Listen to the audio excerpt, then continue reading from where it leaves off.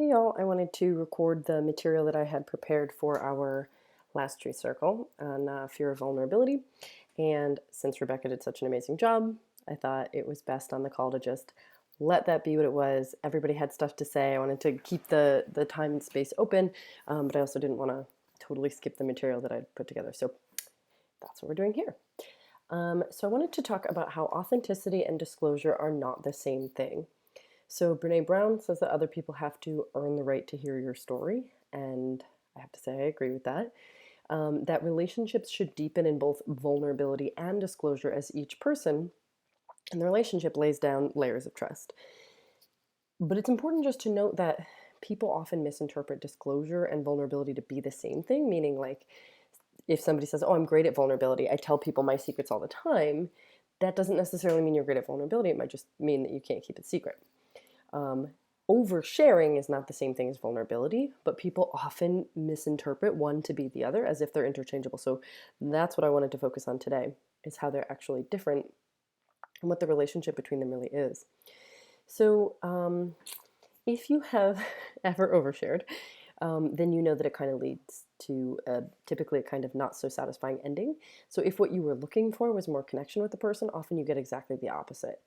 Which is to say, you share an inappropriate amount of information, you disclose a bunch of facts, maybe, that the relationship between you and the other person wasn't solid enough to sustain. It wasn't able to maintain it. You hadn't built the trust and the capacity for that to actually be sustained by it. So often what happens is people feel actually pushed away by that. Instead of feeling closer to you after hearing all of your disclosure, they feel further away from you. They maybe feel walked over or like you didn't stop to check in with them. Um, Sometimes they just seem cold, like they're not interested because they weren't sort of warmed up to hear all of that information. So if you pour forth a super detailed and intense story in the hopes of connecting with someone, odds are pretty good you're not going to get the satisfaction you're looking for. You're not going to get the connection and intimacy you're hoping for because it's not the same thing as vulnerability. Vulnerability leads to connection and intimacy. Oversharing leads to its opposite. It leads to a disconnection and a lack of closeness. Likewise, if somebody's ever done it to you, this can be easy to kind of um, just to identify in your life if you're not an oversharer, that if somebody else has ever done it to you, let's say like somebody in your office, somebody you're not close to, comes in and is like, "Oh my God, I had the craziest thing happen to me." And they tell you this really intense story about like a date or a relationship in their family or something. And you're like listening, like, "I don't know this person at all. Holy shit, like what do I do?" And then you're thinking like, how do I get out of this? How do I respond? How do I be, and you kind of finish and they're like, "Isn't that crazy? Like what would you do?" And you're like, "Yeah, I don't know." Like the response that you have when somebody overshares is not like, "Wow, I feel so trusted. Thank you for sharing this with me." Because it's not the same thing as vulnerability. So just from both sides, you can typically see that it doesn't end well with what you're looking for if your goal is vulnerability and more connection. So I also wanted to mention that this happens a lot on social media, that people will very often come to social media with the intention, like if you think of a Facebook friend who just writes like, "When will I ever find love?" or "Why is everybody so terrible?" or whatever thing that they write that's like really intense. And they put it as their Facebook status, and then everybody reading it is kind of uncomfortable because they're like, should I ask? Like, should I engage? But I don't really know this person that well. But it feels like a call, like a cry, hoping for, vulnerability and connection. And we feel that. And it feels yucky because it's not personal, it's not appropriate, it doesn't feel good. We don't go like, "Oh my God, what happened?" Um, Typically. But I also think that nowadays it's becoming more and more common that we use disclosure in social media from a brand perspective for people to build trust with their brand and with their business. And we feel this on the other side of it. And I know a lot of people who, myself included, are on the content creation side. It is intended to build connection. Vulnerability has become a tool to build connection. And so all the business coaches right now are like, you have to be vulnerable with your audience. And so all these businesses go out and they tell their audience, like, "I'm having such a terrible time. I go through like body image struggles, or like I was feeling really insecure the other day."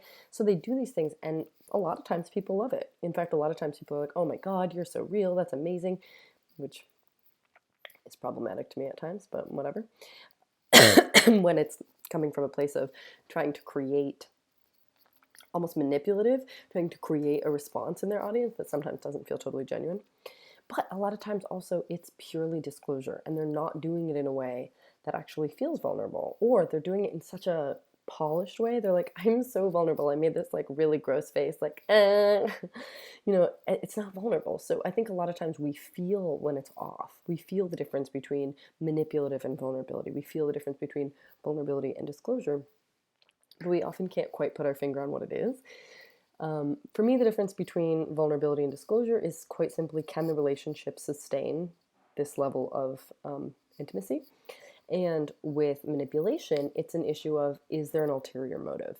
Because if it's a performance of vulnerability with the motive, the ulterior motive is to increase brand engagement, then that's not going to feel the same as somebody truly just sharing a story with people that they think it will resonate with or whatever. Personally, I think if you're curious about the difference on the sharing side, you can ask yourself, why am I sharing this? What outcome am I hoping for? Does our relationship have the built trust to sustain this moment of disclosure? So if you're about to tell someone a really intense story about yourself or post something on the internet, just ask yourself those questions and see where it takes you.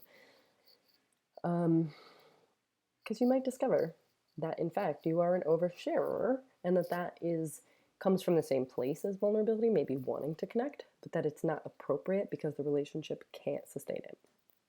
It's not, there's not enough trust in the relationship yet.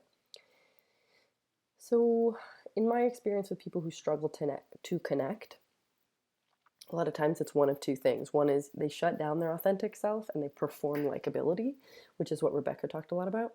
Or they go the other direction and they approach vulnerability as something that you do at someone, sort of indiscriminately, and that's the oversharing. So while I'm all about authenticity and transparency as a baseline, it's important to build the intimacy, connection, and closeness required in order to do that disclosing, to do that sharing with the person you're sharing it with. And that includes if you are a business or a brand or a person on the internet, it's still true. If you go out there and you just jump right to like, here's all of my disclosed information and all of my thoughts and feelings and whatever, without building a relationship with your audience, that's going to come off as oversharing. But if you take the time to build the audience, it can be amazing. Just be aware that there is required awareness of who to disclose to, and the answer is not everybody. This will lead to healthier, happier, and more fulfilling connections, which leads us to the big question of how do you know who to open up to? So to that, I wanted to say, Brene has a concept about marble jar friends. She tells a great story of her daughter's teacher who kept a jar in the classroom, and every time the class did something positive, a marble went in the jar. When the class did something negative, marbles were removed. And she talks about how we can use the marble jar to help define who to trust and what limits to impose upon, what to disclose and to whom in what relationships. So when a person in your life, and this is obviously for people that you know well, not for total strangers, although total strangers will probably not have the built trust for sustaining a lot of disclosure. So when a person in your life, excuse me, does things like follow through on what they say, demonstrate care and thoughtfulness, acknowledge and validate your feelings, respect your boundaries, invite you to things and include you, make you feel cared for, respond to your messages quickly, demonstrate loyalty, ask for help, remember important dates, etc., etc., etc. All of these good things that make you feel good in a relationship, make you feel cared for and loved and safe. All those things add marbles to the relationship jar. And when a person does something like treat you disrespectfully, hurt your feelings, flake on plans, not apologize, talk over to you, ignore your messages, ignore your boundaries, betray you in some way, or leave you out and make you feel isolated, all of those things are things that take marbles out of the relationship jar. It's important to recognize that what puts marbles in and takes marbles out for you is probably going to be different than for somebody else. We all have our own unique qualities that do this.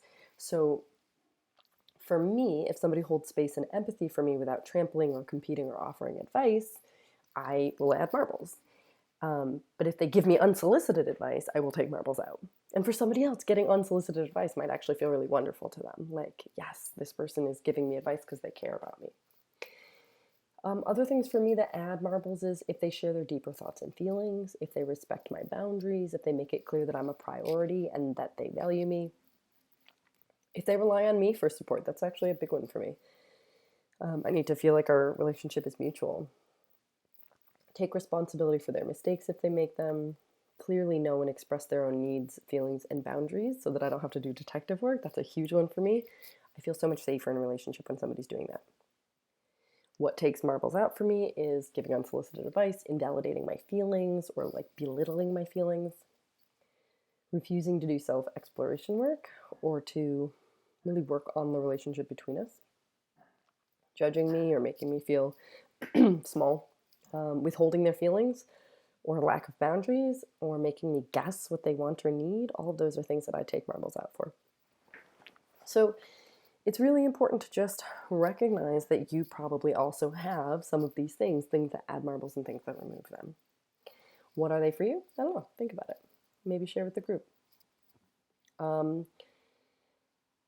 important takeaway, though, is that this is a sort of visual concept that you can use to measure whether or not you think a relationship has built the trust for disclosure.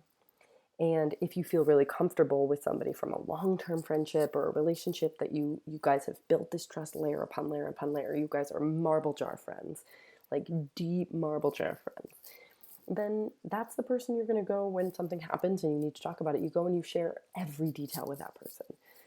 Maybe you start it by saying, like we talked about consent and boundaries, you might say, hey, I had a really intense thing happen. Do you mind if we talk it out? I really need to talk it out. They say yes. You tell them every single detail. Whereas, like, maybe not such a marble jar friend, like somebody who just has some marbles, like it's definitely a positive relationship, but maybe it's a new relationship, a new friendship, or maybe it's somebody you're a little bit on the fence about, like you're not quite sure. You know, sometimes they put marbles in, sometimes they take it out, you know not. That might be somebody that you tell the story to, but you tell a shorter version. Like you don't disclose quite so much. Might feel appropriate to be like, yeah, this really intense thing happened. I'm still processing a lot of my feelings about it. I'd be happy to, like, you know, get your support or whatever, ask for what you need, but you don't go into the whole story and the whole thing, every feeling you had, everything that happened. And then, of course, somebody that's like a stranger, you don't tell that person maybe about the story at all, because the relationship has not built the trust for that disclosure. So this is generally how you can think about who to disclose to, which is slightly different than who to be vulnerable with, because you can certainly make vulnerability a baseline, but don't confuse that with disclosure. Don't go around just doing vulnerability at people, or it will end up disconnecting you more instead of connecting you, which obviously is not what we typically want. So a few things, just noticing that vulnerability requires trust. John Gottman says trust is built in the smallest of moments. Charles Feldman, these are therapists, says trust is choosing to make something important to you. Okay. Charles Feldman says trust is choosing to make something important to you vulnerable to the actions of someone else. And distrust is what I have shared with you that is important to me is not safe with you. So we build trust by sharing and disclosing, but if you go to a 10 out of 10 with a stranger or a person who you haven't built the trust with, you're going to push them away. It's going to not give you what you want. But if you guys are already at a 3 and you go to a 4, you know, that's something where they then prove to you that they are worthy of your trust and your disclosure and your vulnerability, because they listen, they respond in ways that are nourishing to you. They say things like, thank you for sharing this with me. You know, they show up and they support you.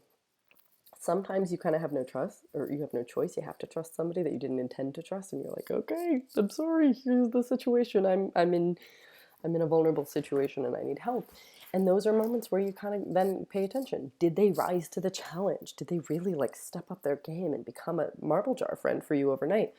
Or were they super turned off by it, got kind of weird, maybe judged you, sort of stepped away from the relationship? And that's where distrust is created. So it's constantly this thing. You're adding or removing layers of trust in every relationship. Vulnerability and disclosure should follow that. This leads to reciprocal intimacy, appropriate, healthy reciprocal intimacy and connection, as opposed to a one-way relationship where like you just vulnerable at somebody, you throw a bunch of facts and feelings at somebody and they go, okay, cool, because that does not feel good, is not nourishing, is not actually leading to the connection that you're looking for. So that is it. If you have any questions, comments, thoughts, I'd love to hear in the comments after this what adds marbles for you and what takes marbles away. And if you have any just feedback on any of this in general, kind of like we do in the sharing after on the Truth Circle call, I'd be happy to hear your thoughts. Basically, just curious about any direction that this can go in terms of conversation. So thank you for listening.